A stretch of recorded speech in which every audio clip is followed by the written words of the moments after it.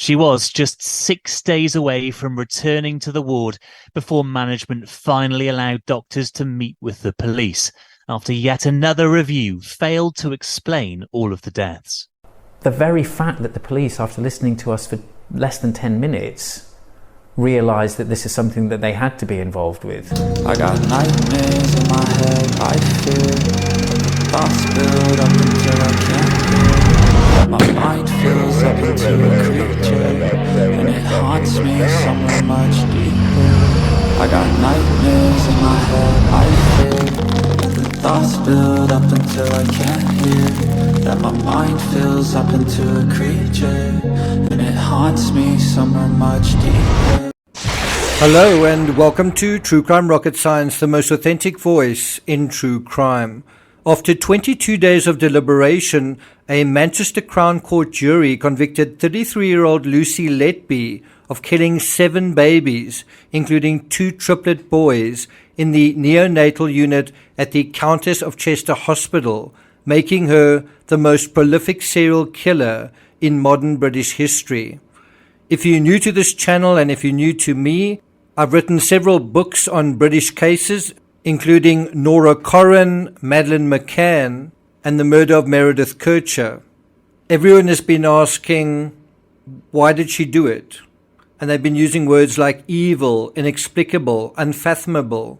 These are just some of the words experts have been using to describe the mindset of Lucy Letby.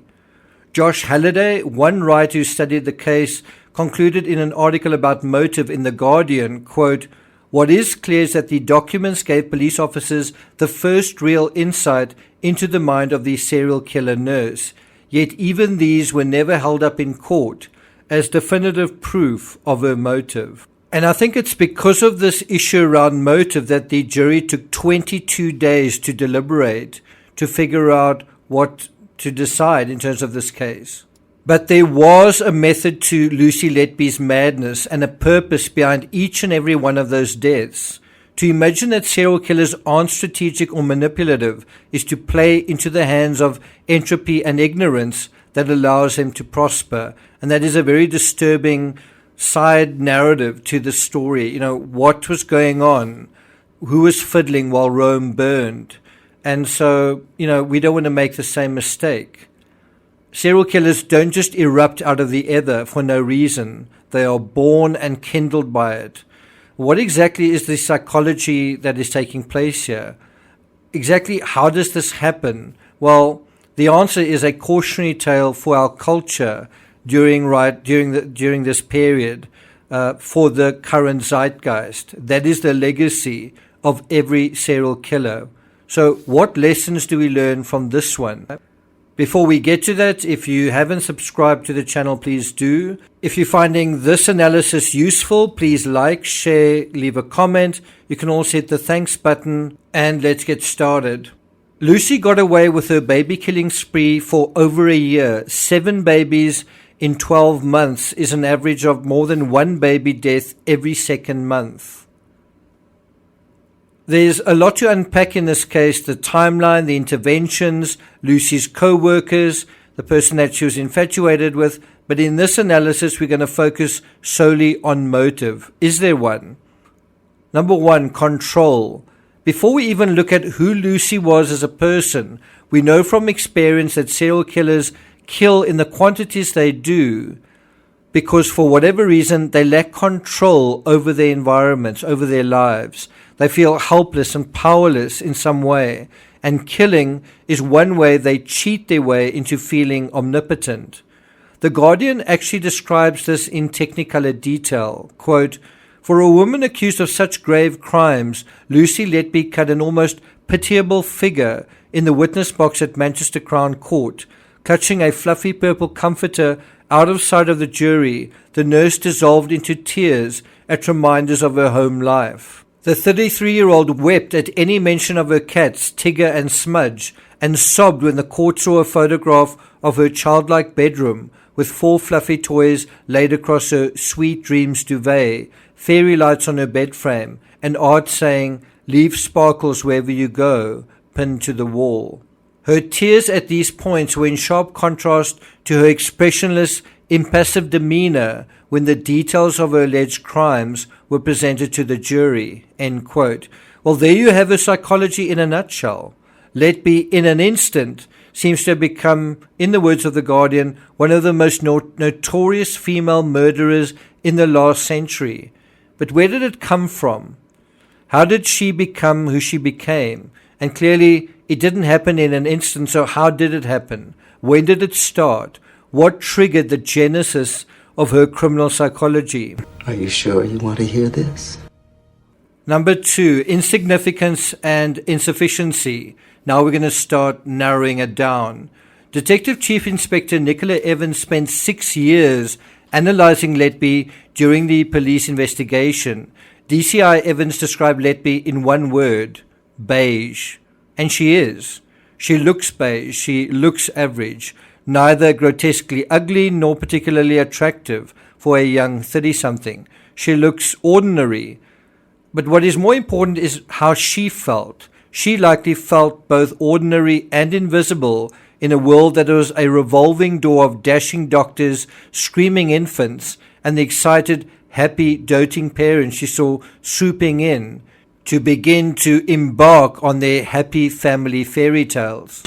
What is the first and principal thing he does? What needs does he serve by killing? Anger. Social acceptance and sexual frustrations. No, he covets.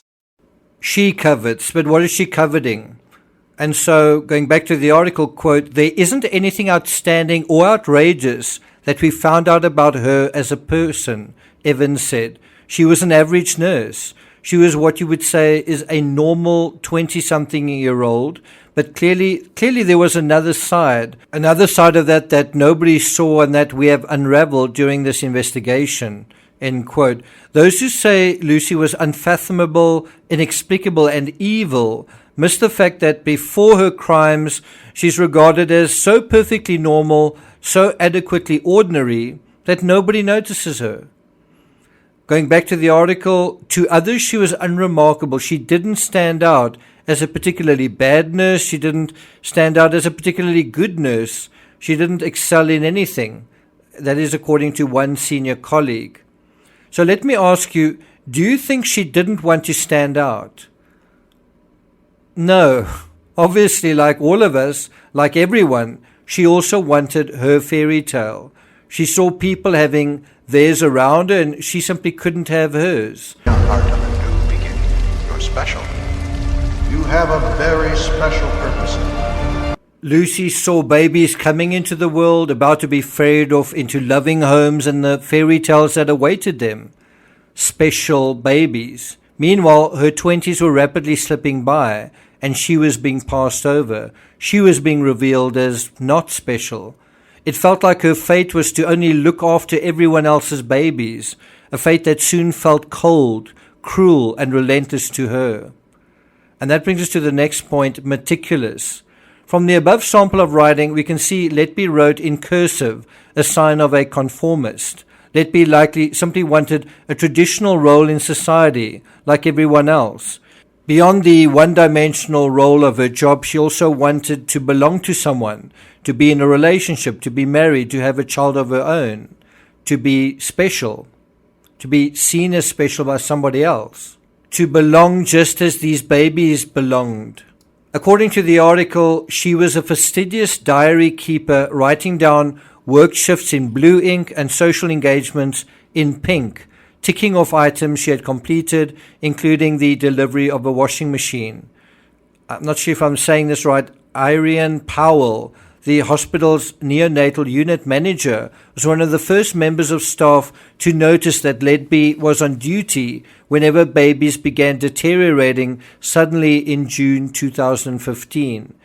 Powell was fond of Letby and, unlike some colleagues, thought of her as exceptional, even extraordinary, hard-working, flexible, and committed. She also said she was very particular with her attention to detail, end quote. Now imagine working hard, being committed, being flexible, paying attention to details, and yet remaining invisible to those around you. What is the opposite of being special? Well, it's being average. It's being ordinary. It's not really belonging to anything or anyone. But why would that be a problem? Number 4, idyllic childhood and upbringing. You may imagine the stereotype for a serial killer are formative years filled with abuse and bullying. It's a cliche because it's often true. Underlying this stereotype is the idea that humiliation is built into the process somewhere.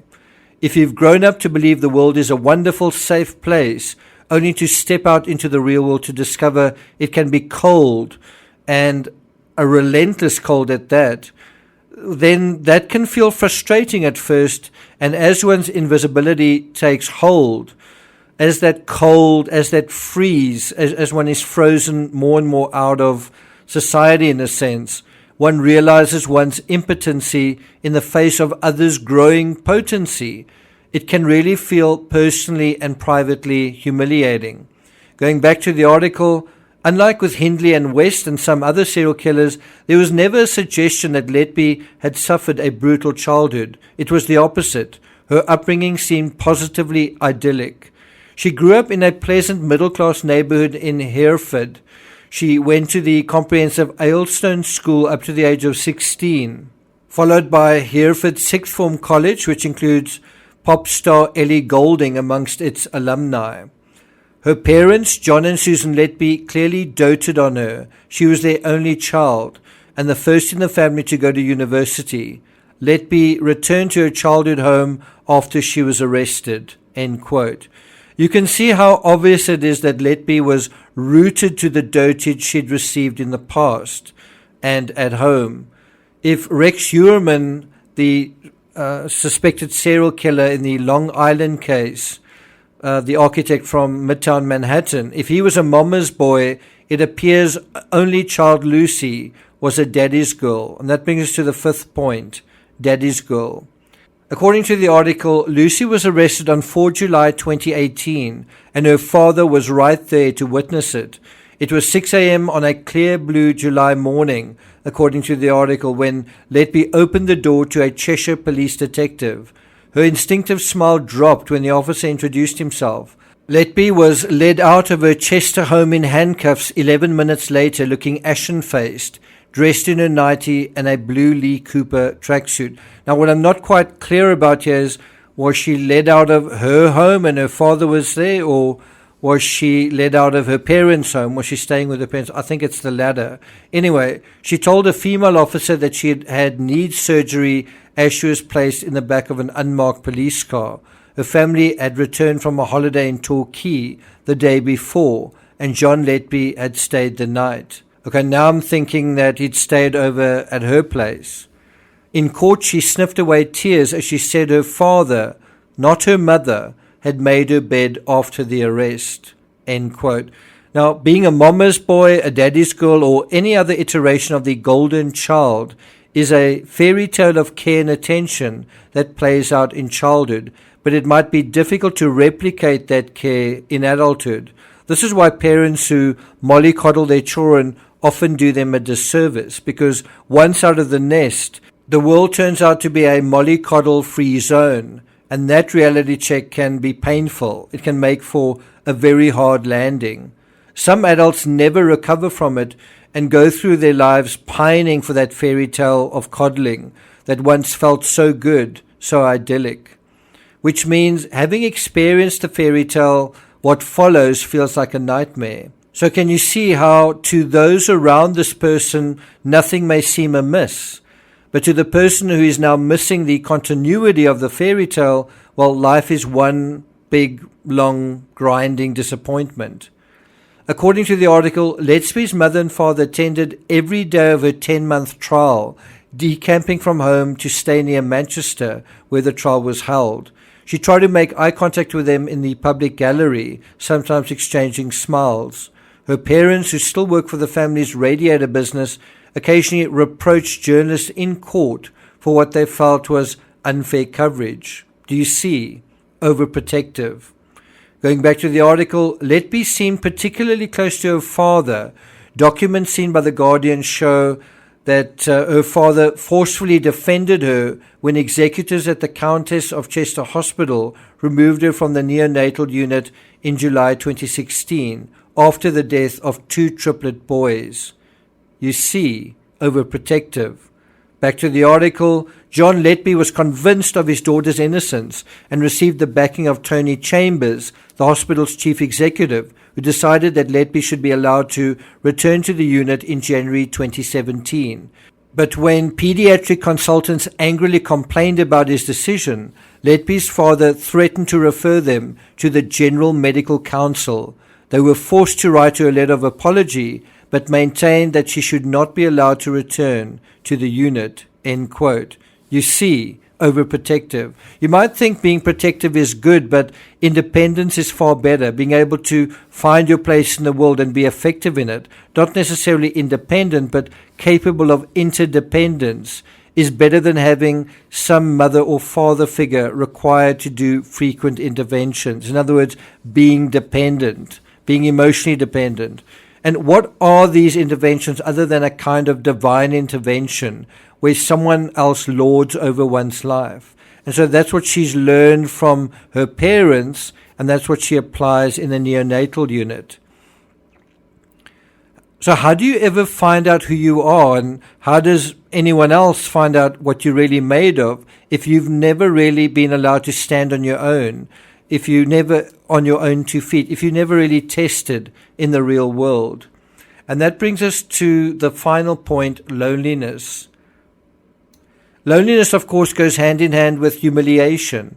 We're social animals. We're not cats. And so we don't do very well for protracted periods on our own. Endless introspection isn't healthy. And by all of this note-taking, all of this pedantic, all of these efforts to schedule and do whatever she was doing, in a way she's on a treadmill going nowhere. She's experiencing a social death. She's kind of a zombie in kind of wandering through the wilds of society, where everyone else is getting their fairy tale, but she's not getting hers. And so that becomes kind of a desert environment, a derelict, shipwrecked a world for her psychology. Quoting from the article, they had hated that their only daughter stayed in Chester, 100 miles away from them, after university, and worried that she lived alone. So, the fact that she's a single child just shows how if you already have a lot of dotage, it can get even worse. A neighbor in Hereford said that the local community had offered support to her parents where they could. Neighbors were surprised and just felt very sad for the Letbys, including Lucy. Is it necessary to point out that Lucy was not only single and solitary, but also childless, while working in a neonatal clinic where there's this clamor of cloying couples and adults, a saccharine festival of family sentiment. Even the doctors around her are married with families, and Lucy could never be part of that. She wants to belong. It's like an aging spinster that specializes in wedding photography. She's always on the outside looking in. And so to conclude, we're dealing with criminal psychology. Not everyone can do it. Detectives have admitted, according to the article, that they may never know what turned this beige young nurse into a baby killer. The article states, and this is DCI Evans, her words, saying, this is completely unprecedented in that there doesn't seem to be anything to say that explains why she has committed these crimes. What do you think of my explanation? She goes on to say, being average has allowed her to go under the radar, and it's allowed her to operate in plain sight. It's allowed her to abuse people's trust because nobody's looking at her because she's normal and average and she doesn't stand out in that crowd. And, I think the DCI is right. She's right there at the crucial key. This whole thing about being average and normal. She mentions the words average and normal 3 times in this paragraph. And yet, although she's got the key to unlocking the operant criminal psychology, she doesn't seem to know what it unlocks or which door it opens. Another Guardian writer, Josh Halliday, provided a kind of monkey puzzle of motives offered by the prosecution and published this in his column. And these included that Letby enjoyed playing God, yes, but that's hardly a motive. That she got a thrill from baby deaths, yes, but a lot of killers do. That she did this because of boredom, yes, but keying into what psychology and how. She was not good enough to care for them. Yes, there were feelings of insufficiency, but where did that come from and how did they key into a particular psychology? And then finally, Letby wanted the attention of an anonymous doctor. And this is it. Now we're talking. This deals with the invisibility thing more accurately and specifically. Whenever a baby died, doctors would come into her ward and she would deal with them, and she would be kind of special within that scenario. Can you tell us what happened? She would be important in that particular situation. She would rise out of her averageness. She would be an important person in that context, and that's what she wanted to be. That's what she wanted to feel. In any event, we'll deal with this in more detail in the next episode. Thank you for listening, and I'll see you guys next time.